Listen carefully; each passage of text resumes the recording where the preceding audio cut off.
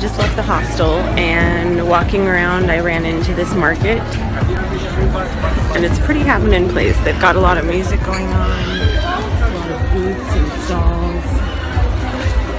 It's right near the Opera House if you wanted to come and check it out if you're here.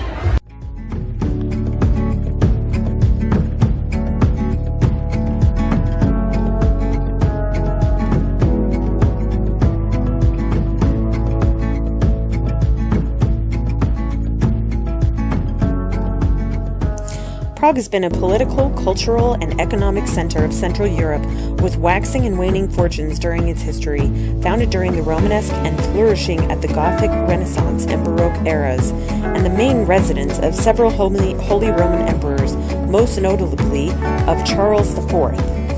The city has more than 10 major museums, along with numerous theaters, galleries, cinemas, and other historical exhibits.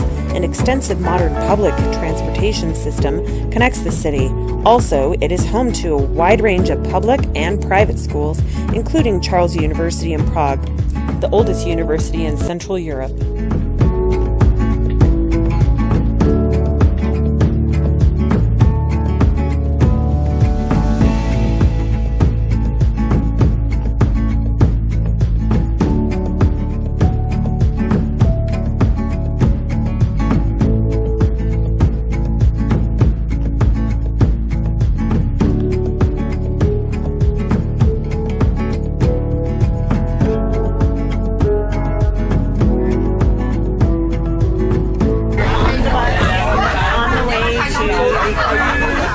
On the Vltava River. I love Dinner Grounds!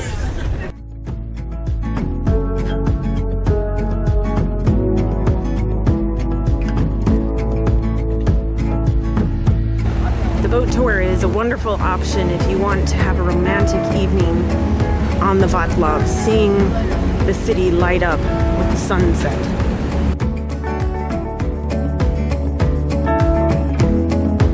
Originally, Prague was actually much lower on the riverbank, but it started to flood so many times with the city causing so much damage that they had to increase the level of the city. So make sure to take the underground tour to visit all of the torture chambers, the houses that were back from the 12th century.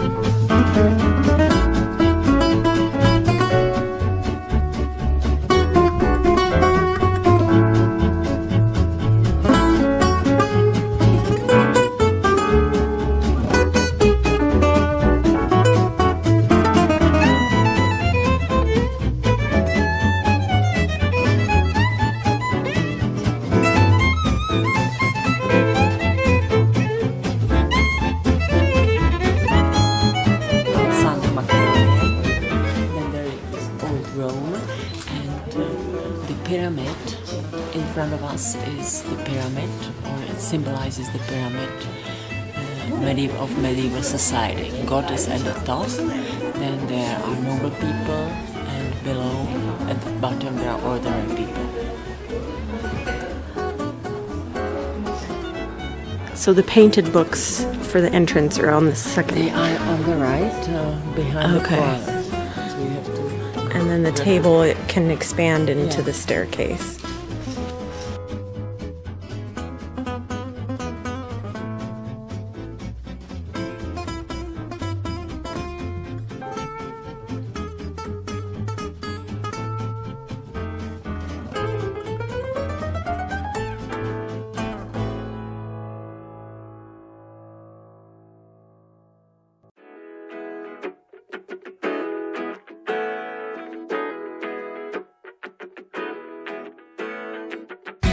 Okay, so we're here in Rachani Square, right? And you're going to tell us a bit more about these buildings here. The buildings in Rachani Square are former noble palaces, and the most beautiful Renaissance palace is one of them. It's Trachtenberg Palace. You can see the inscription Trachtenberg Palace above the entrance, and it's named after one of the most important noble families. It was built for the family at the end of the 16th century by the Italian architect, and he combined Italian Renaissance with Czech Renaissance. Italian Renaissance are gables, and Czech Renaissance is the facade. It's called graffito, and it's a special technique used in the 16th century. There are two layers, and when the upper layer was wet, they scratched it. And you can see this technique on the facade of the palace. And the palace is still owned by the family. They got it within restitutions after 1989, and the family rents it to the National Gallery for a symbolic price, 1 crown a year. And there is the National Gallery collection of Baroque art, and the family is involved in politics. Former Minister of Foreign Affairs Karl was from this family, and he was also the candidate for the president, but he lost with the current president. Oh, okay. And the neighboring palace was built by San family, that's why there is S above the entrance. Okay. And finally it was bought by Schwarzenberg family also. And if you continue down to the lesser town, you walk through the Royal Way. And you will walk through the most expensive medieval street in Prague, So why is it called the Royal Way? Because the king used the Royal Way is the way through Prague, which was used by the king when he entered Prague and walked to St. Vitus Cathedral, where he was crowned. Oh, okay. Okay. So this is the palace area behind us, correct? Behind us is the castle area. And the castle area is a stronghold, the biggest stronghold, the largest stronghold in the world on the top of the hill. It has got 4 courtyards, and it took more than 1,000 years to finish the whole stronghold, and it was a city within city. About 1,000 people lived there in this place. Okay. So 4 courtyards, and what time does it usually open? What are some tips that you would have for tourists that want to come and visit? So I would recommend you to come as early as possible because there are not as many tourists in the morning. The cathedral opens at 9 and closes 20 to 5. Okay. Okay. Yeah, it's already starting to get a little bit crowded here. So let's head in.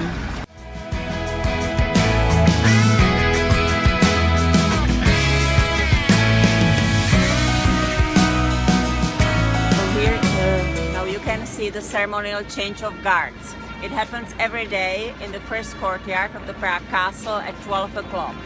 So soldiers are coming, they are members of the army, we have got professional army, and they change every hour at the gates of the castle.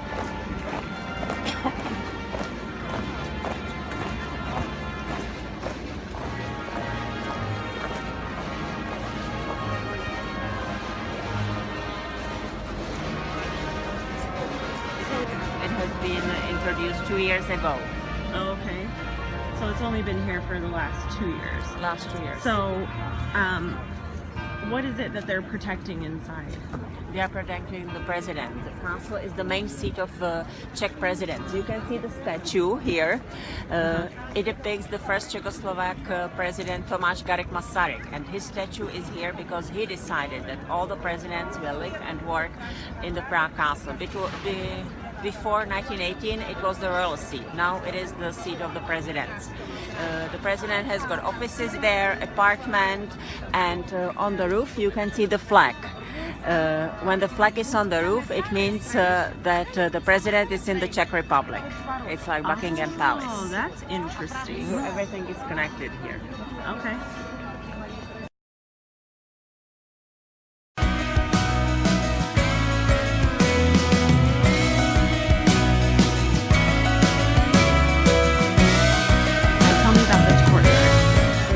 Courtyard, the ceremonial courtyard, was created during the biggest reconstruction of the castle, organized by Maria Theresa.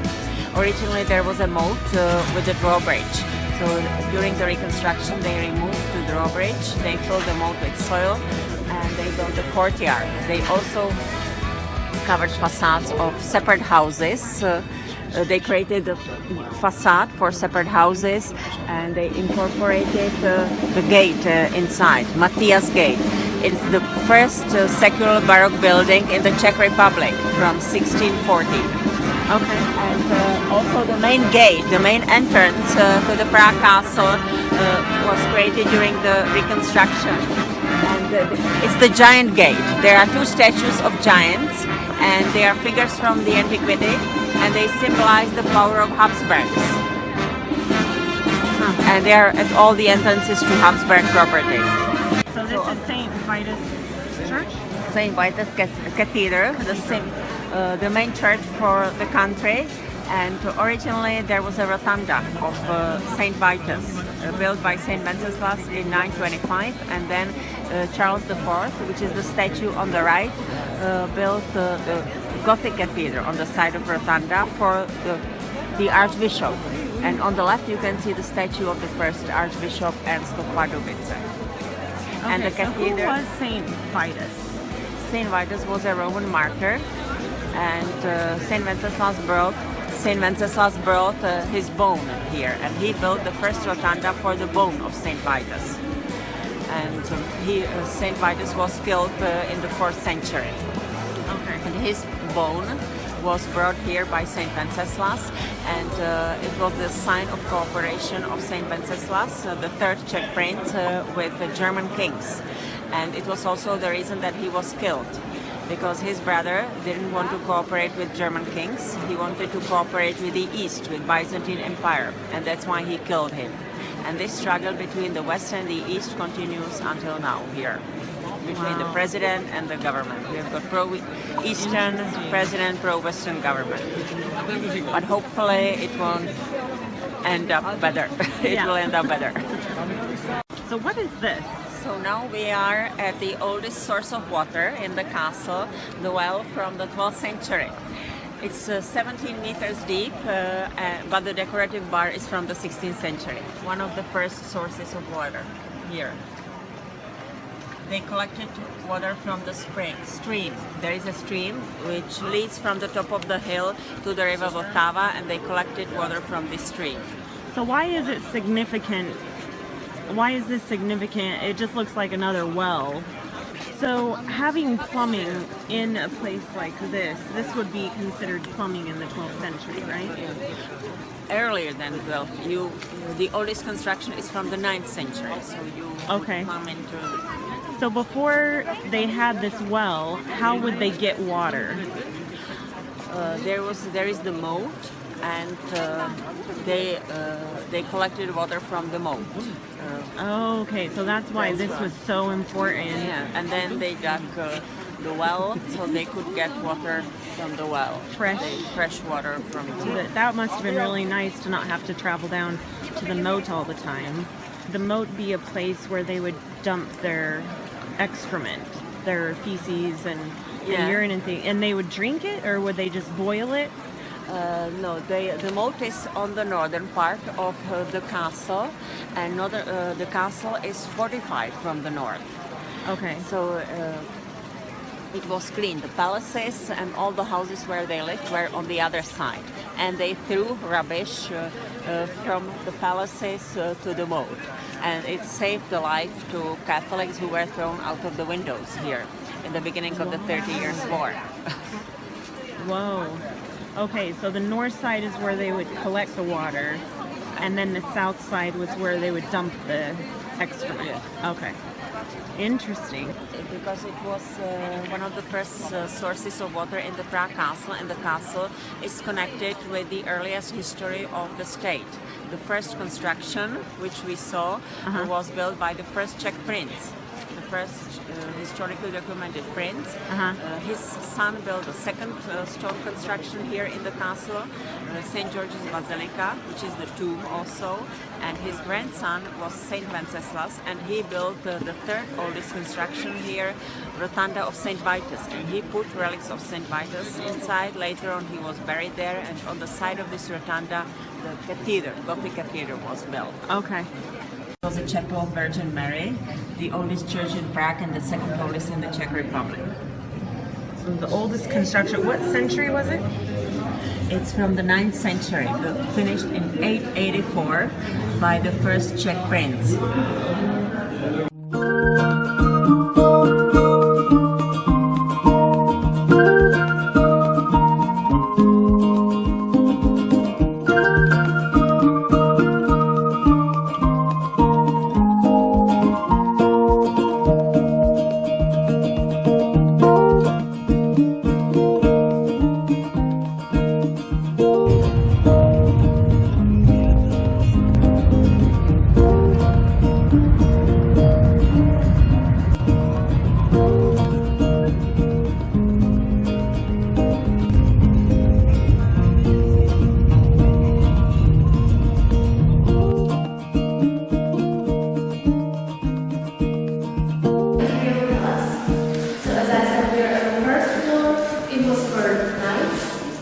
The second floor was for the emperor himself, and finally the third floor belonged to the empress and her ladies in waiting. So it's not true that to the Karlstein castle ladies weren't allowed. It's just a legend that is not true. There was the Marian Tower, which is in the middle, and in her second floor there is the Church of Assumption of Virgin Mary, and finally the Great Tower. There is the whole fortress. There is a chapel of the Holy Cross, where the coronation jewels and whole treasure of Holy Roman Empire were stored. So this castle was built mainly in the fortress and as a safe shield to protect the coronation jewels, but also as a summer residence as well. And as the name says, already this castle founded Charles IV, and it's named after him, Karlstein, because Charles in Czech is Karl, that's the reason. And how huge territory he ruled, we can see on this map. Territory surrounded by France, North Italy, Hungary, Poland, and Denmark to the north. And the center of all of this territory in the huge empire was Prague. These days it was the second most important place Europe, right after Rome, where the Pope sits. And Charles is such a big king for us and so important because he gained this territory not because of battles and wars, but mainly because of his marriages. He married 4 times, of course not at once, but he had 4 wives. The first one was Margarita or Vltava, French princess. And they got married when she and he was only 7 years old. They started living together when they were 15, so they were like adults in the middle age. And according to historical sources, they loved each other. Unfortunately, Blanche died when she was 32 of tuberculosis, and Charles didn't have a son. So he had to marry again. he chose German Princess Anna Palatinate. She gave him finally a son, small Wenceslav, but unfortunately he died when he was only 2 years old, and 2 years after died the queen herself when she fell off her horse and broke her neck. Again, without a wife and without a son, he had to marry again, and then she fell. And it was Anne of Sweden, a Polish princess, and it is said she was the most beautiful woman of all of them. Finally, he got an heir, the son, Wenceslav, later known as Bohemian King Wenceslav IV. But, and also died when she was giving birth to their third child. So he married again. For the last time, he chose again Polish princess Elizabeth of Pomerania. And legend said that she was extremely physically strong. She could break, she could throw salt and horseshoes. Well, if you want to believe it or not, I will leave it up to you. But she has to be strong. She gave birth to 6 children. So Sigismund, another Bohemian king, or Anne, God Queen Anne, who married the Richard II, King of England. It was like the social heart of this castle. All banquets, dinners, and all social events take place here.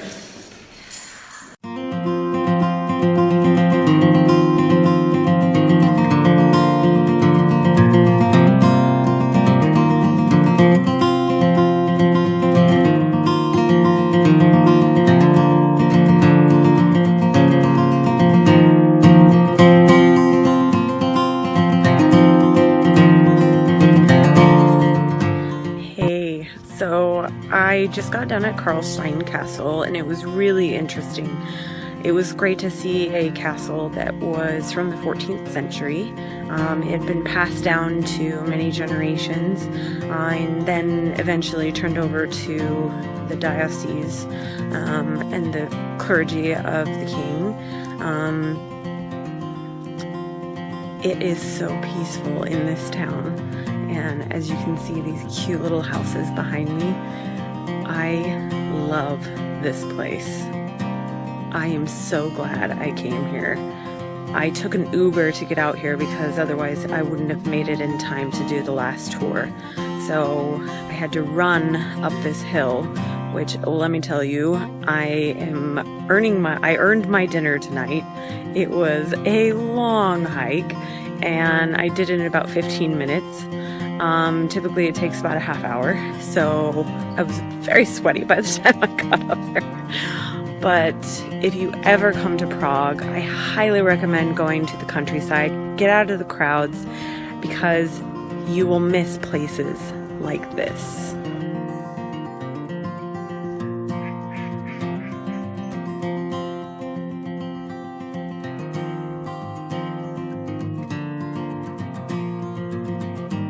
The train comes here, and from the train stop it's only about a 45-minute hike. So I'm waiting for my taxi now. I paid him before he left and asked him to come back and get me. So we will see if he shows up. See you back in Prague.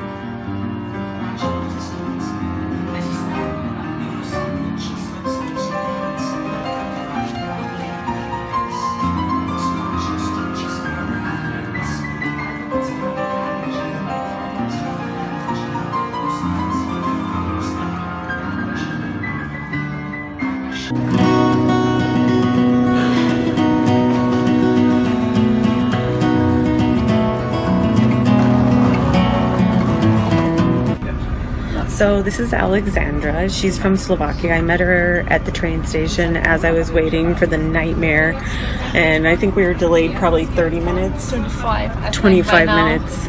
So she's only slept for 2 hours. What time did your train leave? At 9. Oh, I was visiting my parents in Slovakia, and now I'm traveling back to Germany where I study. okay. And she's studying German. German as a foreign language, yeah. So we were talking about Slovakia and the different traditions and things that are different there. Yeah. And you told me something about Tom Hanks that just had me in stitches. Can you tell me about that? Yeah, there were a Slovak reporter on a premiere of a movie, and he told him like, Slovakia loves you, and he was like, whatever it is, because he didn't know that Slovakia is an actual country.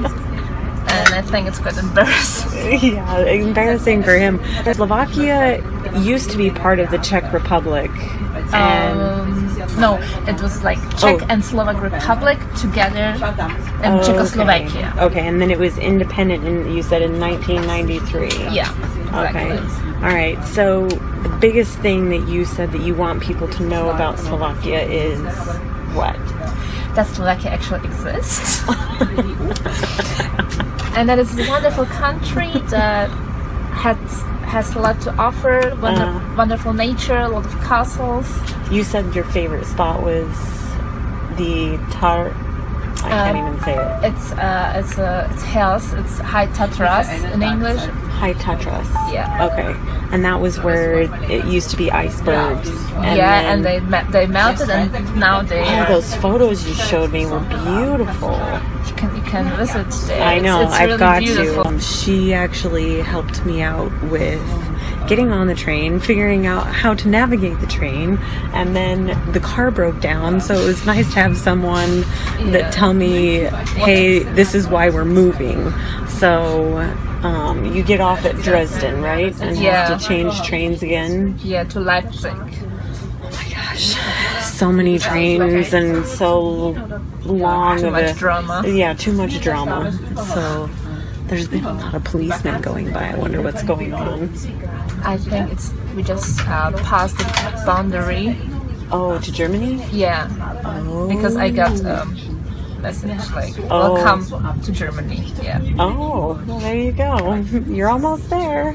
Almost. Okay, so this is my first time using Airbnb, but this is a really nice place. You actually have all these different guides. There's a map of the city. There is a tour guided notebook that this host put together. There's free coffee and tea. There's a little kitchen area. There's Wi-Fi. The toilet here. And then the shower area where you can also do your laundry. And this is my room. Big bed, personal little microwave. They even have a fan here. This is right near or around Old Town. You can see out here, it's actually right by the Vltava. So if you go about 2 bridges up, you'll be at Charles Bridge. It's just a fun little view of the city here. I ended up just meeting, look at this one. This is the key to the room. So I'm pretty happy about the accommodations here. Probably go out and just wander around town for a bit. Let you know how it goes.